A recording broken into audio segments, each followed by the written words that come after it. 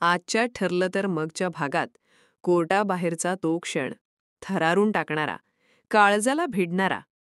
जेव्हा साक्षी आणि प्रियाला पोलीस घेऊन जात असताना सायलीचा तो 1 मिनिट जणू काही नियतीची घंटाच वाजली. सायली साक्षीजवळ गेली. तिच्या डोळ्यात तिरस्काराचा अग्नी होता. तुझं तोंड बघायचीही माझी इच्छा नाहीये. माझा तुझ्याशी संबंध नव्हता आणि यापुढेही नसेल.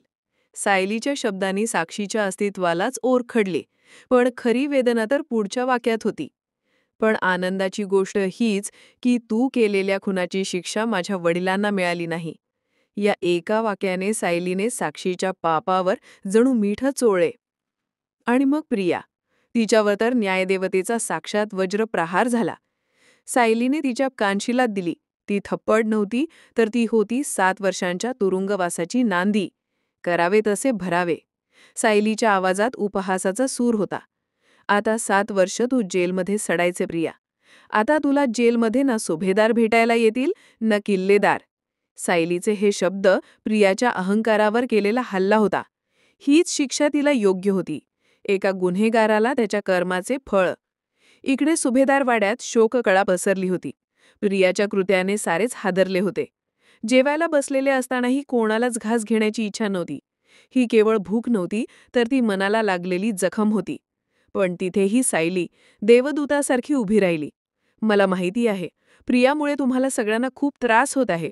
तिच्या आवाजात कळवळा होता, पण कणखरताही होती.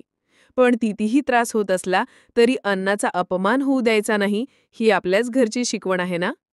या एका वाक्याने तिने केवळ ताटातील अन्नाचा मान राखला नाही, तर दुःखाने डबघाईला आलेल्या सुभेदार कुटुंबाला पुन्हा एकत्र आणले.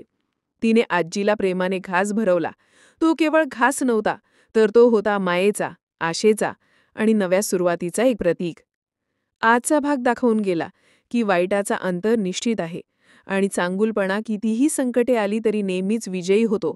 सायलीने केवळ सूद घेतला नाही, तर तिने कुटुंबाला एकत्र आणले आणि माणुसकीचे महत्त्व अधोरेखित केले. पुढील भागात काय होणार हे पाहणे औत्सुक्याचे ठरेल.